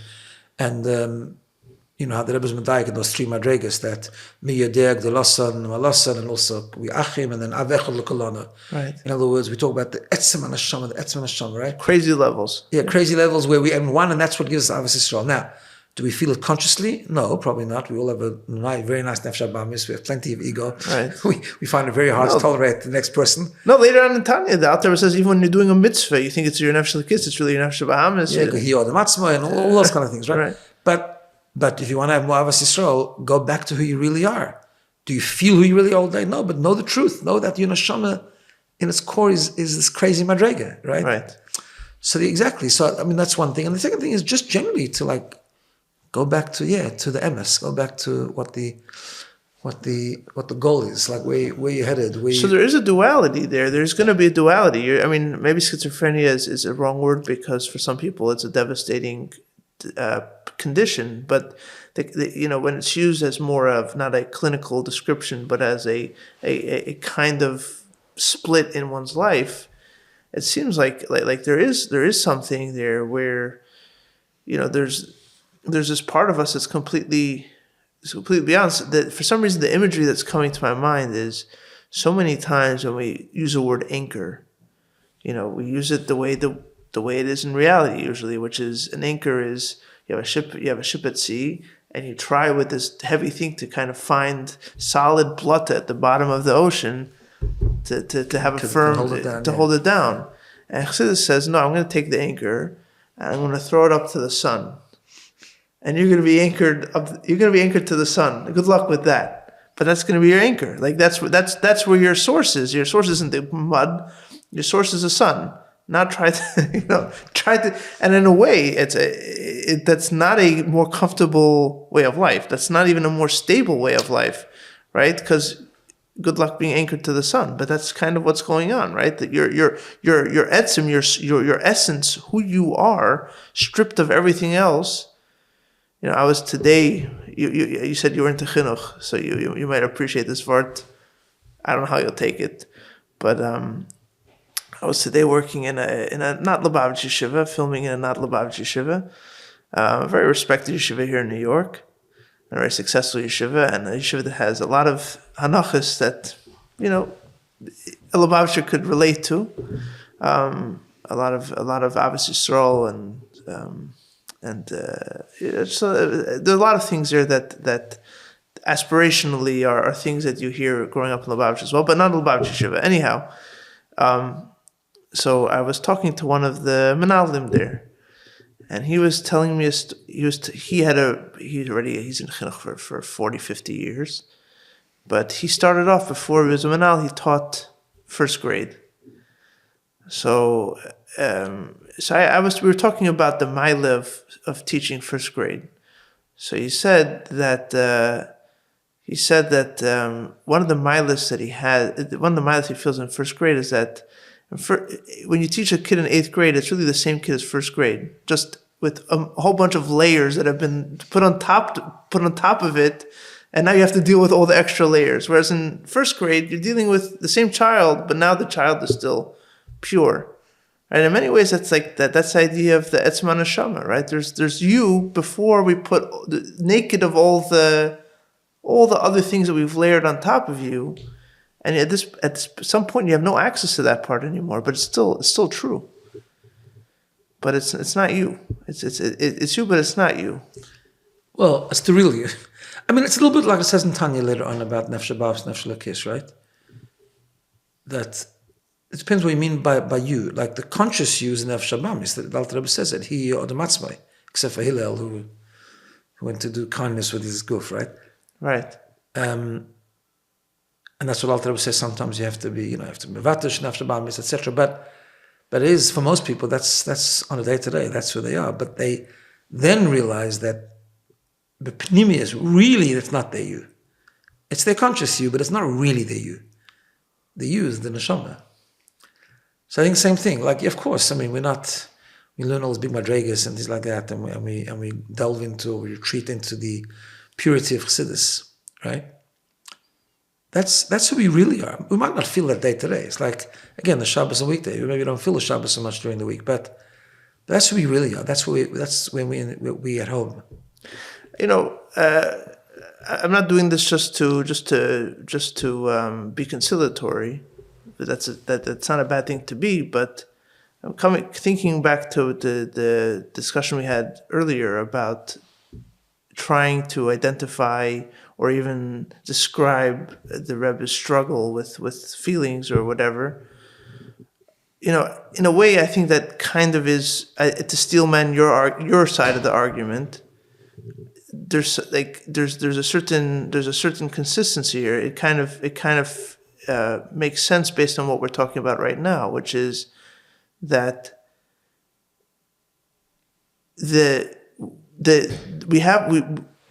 we want to feel that things are not just in a selfish way centered around us, but we want to make sense of the world with our starting point being how we understand the world and how we understand ourselves. And then we say, you know what? Okay, so there's a higher level, but it's a higher level of me, right?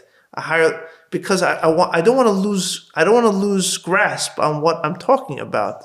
I want to talk about, this is my Rebbe, this is someone I look up to. I want to learn from him. But it needs to be in my grasp, right? I don't want to, if he's my Rebbe and he's out of my grasp, then part of me is now out of my grasp. And that's a very scary thing to do, right? So there is a desire to make it something more relevant. And what you're saying is, in a way, it's the opposite. If you try to make it more relevant to you, you're shrinking the entire thing into a reality of you that's not really a reality of you. Maybe it's just a better form of you, but it's you still at the end of the day. But it's not the real you. I'm saying the you, the yeshustik of you. But that's a problem that we have when we use these words. Yeah. Who is the you? But the point is the starting point. The starting point is, like, in a way, you could almost say that the Rebbe is here. Like they say the line that the king of England serves a very good purpose to remind you that you're not the king. Right. At the very least, you should know that you're not the king, right? he's a shmendrik, but he reminds you. I'm sorry, from South Africa. No, that's okay. I don't want to offend your sensibilities, but the king might be. They all think he's a shmendrik. The king might be a shmendrik, and I'm a proud American. The king should be a shmendrik. Might be a shmendrik, but at least he tells you you're not the king. Like there is something about the Rebbe. The Rebbe. One of the things that the Rebbe does is reminds you that the starting point is not what you think the starting point is of you. That's an interesting thing. I've been asked a number of times in different shurim that I give. Sometimes I give the young adults, particularly something more of sort of a Kabbalah, what they call a Kabbalistic shir and all that. And they like the Kabbalah and start. So I've been asked a few times, can you be spiritual without believing in God? And they're expecting me obviously to say, absolutely not. You have to have God and all that kind of stuff. And I say, yeah, no, you could. So look at me like, what do you mean? I said, you could be spiritual, just can't be godly. Right. I said, because spirituality at the end of the day is just a deeper form of yourself. The way you're describing spirituality is really just another expression of yourself. A deep expression, a more refined expression. Ruchnis is not the same thing as Göttlichkeit. Exactly.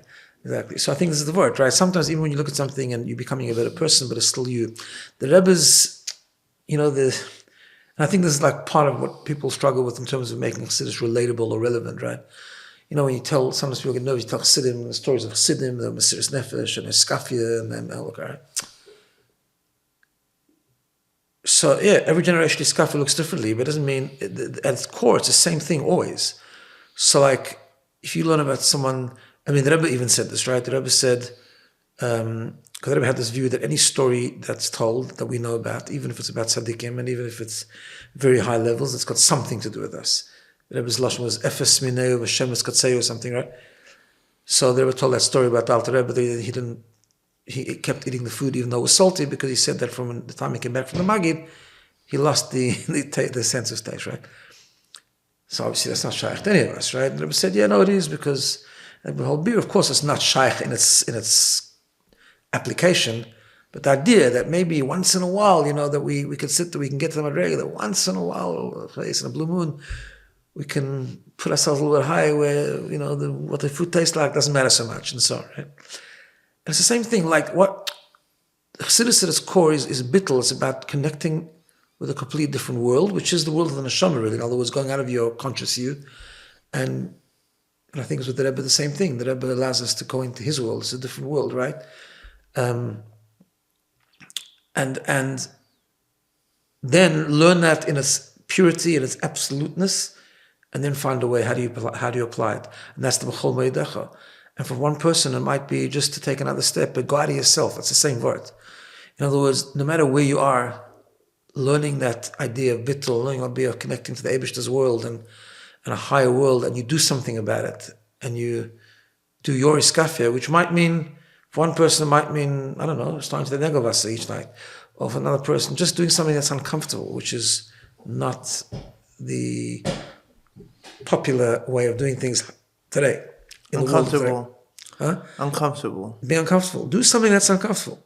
Right. It's not going to be Reb Nissen Nebenov. It's not going to be Reb Mendel Futterfass's level. Not going to be Hillel's level. It's certainly not going to be in the Rabbeim's level. But apply it to your context. Like the Rebbe once told someone, I think it was a bit secular, he was the head of the federation or something. So the story goes, and he came to Chassidus, he was very impressed with the Rebbe, and he said to the Rebbe, is it disrespectful if I tell you that I want to be your chassid? And he didn't look like a chassid, didn't act like a chassid, obviously. So the Rebbe said that every year that goes to sleep at night and he makes his resolves that tomorrow will be better than today, I'm proud to call him a chassid. But in other words, that's why telling stories of Mesiris Nefesh is so important. Telling stories of Elter Chassidim is so important.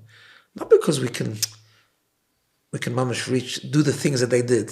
And we're not even supposed to do the things they did necessarily. But we can put ourselves in that framework, in the way of thinking. Like the Rebbe said in the last Maim of Atzad Tzaveh, that there's two Mesiris Nefesh, and he doesn't say these words, but essentially it's the Mesiris Nefesh of Russia and the Mesiris Nefesh of America, right? Everybody understands it. Yeah, everyone understands that way, right? But really what the Rebbe is saying is, it's the same thing. In other words, that was Mesiris Nefesh, which meant you actually had to give up your life, or risk your life at least, right? Right. Now it's just about, in a way it's harder, because things are more comfortable, and you don't have the adrenaline of being threatened. But it's the same thing. Do something. Or New York now, people feel they. Yeah, okay. Some people feel they do. Yeah, okay, fair enough. If you're on the internet a lot. But the point is, Mesiras Haratzon is be a chassid, but where you are, but just grow, become better, like do something difficult. Yeah. Don't be afraid to be uncomfortable. Don't be afraid to push yourself a little bit. Yeah, I think in some ways you could even explain that the whole thing about Mashiach, and maybe I'm psychologizing it now. You'll push back if I'm wrong, but the whole thing of Mashiach in many ways, the focus on Mashiach in many ways is in some ways the same exact point. You're going to anchor yourself to something. Everybody has an anchor. Everybody has something that serves as their starting point, right? Is your starting point going to be yourself? Is it going to be your current matziv, right? Or is your anchor going to be who you were yesterday and you're comparing yourself to yesterday, which is still yourself? Or is your anchor going to be something completely outside of you? I mean, the ultimate. Like when the Rebbe spoke so many times, look, I'm not an expert on this and I haven't gone through the sugyas the way I should, but there's a famous sikha that the Rebbe talked about Mashiach in the way the Rambam sees it as Pash being the shleimus of Torah. Mashiach is perfection. That's in many ways what Mashiach is, just everything at its perfect state. But the Rebbe is saying like this is the unequivocal. This is the only start. This is really the only starting point. There's no negotiating where things must end up and where things should be. And so you're never you're anchored to the sun, essentially. You're anchored to the sun. Look, I'm not trying to water down all the other things that come with that kind of focus on Mashiach, sure. But I think at its core... I think that's correct. I think, when the Rebbe says we should live with Mashiach, right? I think part of what it means is like, are you being you and remaining in you, but just doing some good things in Torah mitzvahs, and maybe even growing in Torah mitzvahs, but essentially you're still you? That's Golus. Right. Mashiach is Gilui Elokus, where the truth comes out, right? So in other words, it's the Yiddishkeit that you're growing to, but you make your center Elokus. In other words, it's like, and becomes who you are. More and more it becomes who you are. I'm not, like the Rebbe always used to talk about the two versions of Ani Nevresi L'Shamash Koini. Right? So Ani Nevresi Shamash Koini means I'm created, but I'm created to serve a higher purpose, but it's I'm created. I'm here. Where the second Gersa, which the Rebbe would emphasize quite a lot, and I think that's a similar idea, Ani Lo Nevresi. I'm not here. Ella, my entire being only is my identity, my definition of L'Shamash Koini. It's very different. We darf nicht wollen verstehen. Yeah, exactly. So, and what difference they're going to make? So, there's a beautiful word that I heard, by Fabring, and I think Chassidus used to say it over, about the cheshbon hanefesh of Elul, when you reflect on your year gone by, right? This used to say like this, he used to say that there's three parts of cheshbon hanefesh. One is you have to make a real reckoning of who you are, where you should be, and where you can be, right? So where you should be, we know, if to learn Tanya, we should be a Benini. I mean, like, that's what we should be, right? Really, at Tzadi Gomer.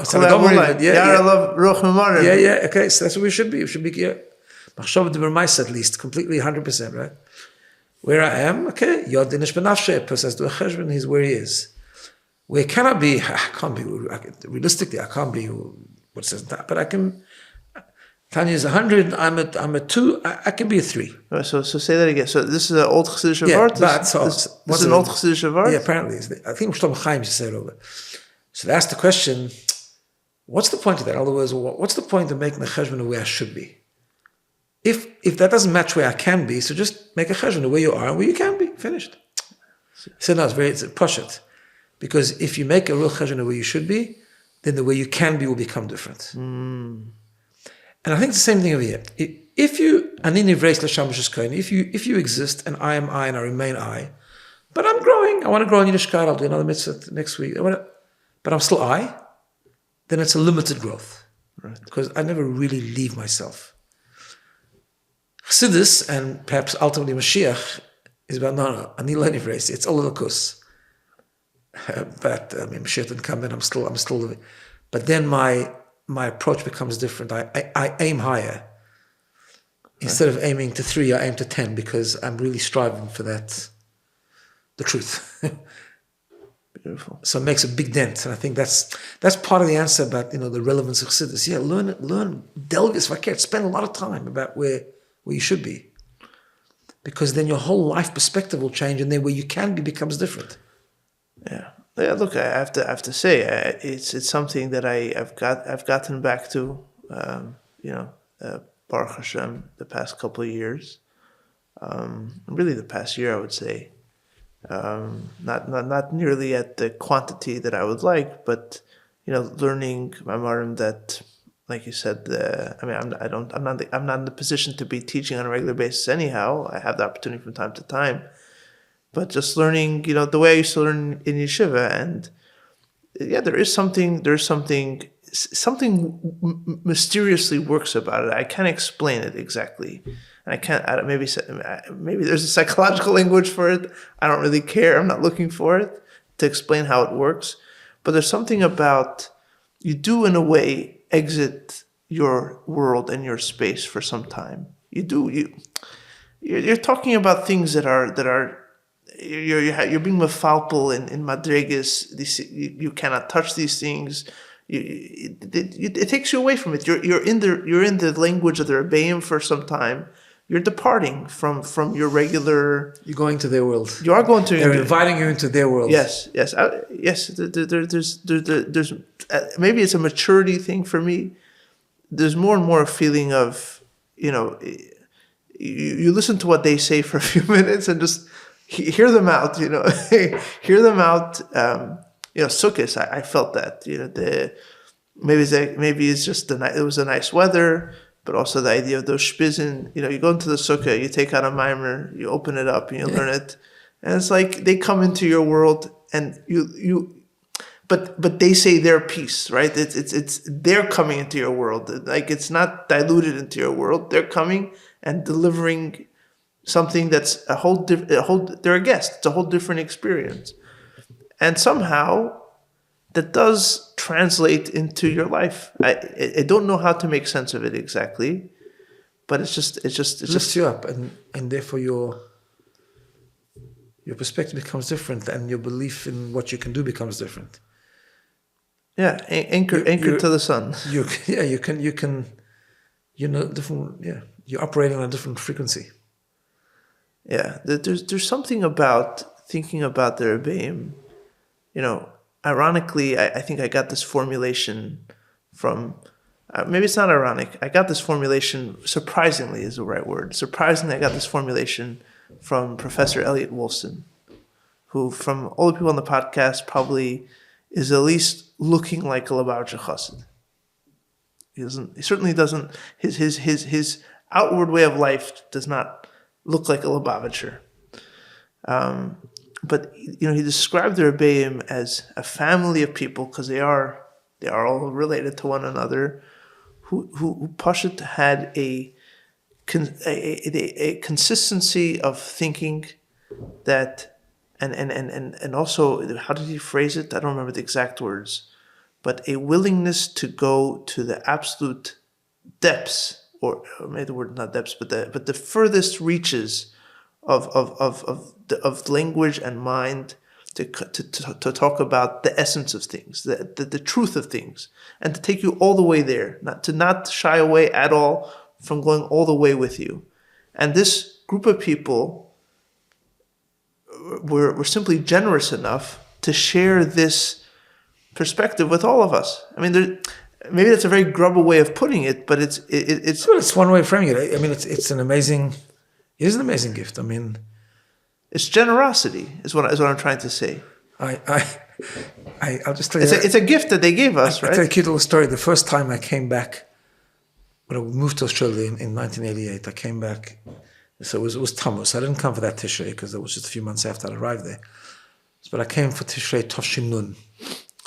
And I couldn't come for Rosh Hashanah, but I arrived Vov Tishrei. And I hadn't seen the Rebbe for a while. I'd been away for a long time. And I heard the Rebbe said a sikha that it wasn't for bringing during the week because it was after Chav Shvat. And he said a sikha and he was giving out a kuntras, a maimer in the middle of Rebbe, whatever. And I came from the airport, I jumped into the mikveh and ran 770, and there was still a lot of people. I mean, the line was still very long. And as I was telling a line, I met an elderly Chassid, the Mendel Berozov, alav hashalom. We knew each other because he had 2 daughters that lived in Sydney. Right. So he'd come and he'd bring there. I said, we'll be on the line. And he shakes his head, he says, Zucht Poshet Arbeit. Talking about the Rebbe. He's looking for work. The Rebbe had just given out a Tanya or something, or Biurim and Tanya, Erev Rosh Hashanah. Just a few days later, he's standing out for hours again, giving out a mimer. He's looking for work. I'm just saying it because you said about the generosity. It is like that. The Rebbe, I mean, I wasn't physically the Bata Rabbi, but it is. I mean, the Shefa, the unbelievable lengths where the Rebbe went to print Chassidus, to give Chassidus, to give them a sinas koyach by giving out mamorim to motivate us more to learn. And I guess with the giving out of each maimor was a koyach that came with, it's a mysterious nefesh. I mean, it wasn't like... Yes. You had many other things you could have been doing. Yeah, and it was physically, the gashmi is hard. I mean, at the end of the day, it was a goof, right? So, I mean, it was physically... Yes. Physically very, very hard, that it was clearly tied afterwards. And we just need to accept the invitation. Right? We need to... He says, come into my world. I'm giving you a world of Elokus. I'm giving you a world of L'mayla min HaTeva. I'm giving you a whole different way to operate and to think. And that's the world we have to lift up into. And then, obviously, we are limited people, but if we operate on a different frequency, it becomes a whole different thing. It's a beautiful, beautiful story to end this conversation. Thank you very much. It's been a pleasure. Pleasure's mine. Thank you. And hatzlacha with all that you do. Hatzlacha to you. And I imagine you're going home in the next few days or next week or so. I am with Hashem next week. I'll be traveling back to Sydney. A safe voyage home. And thank you. Only good news, Amir Hashem. Amen. And you too. The music for this podcast comes from the album Repentance Doors by Oren Sor Nadav Vachar and is used with their permission.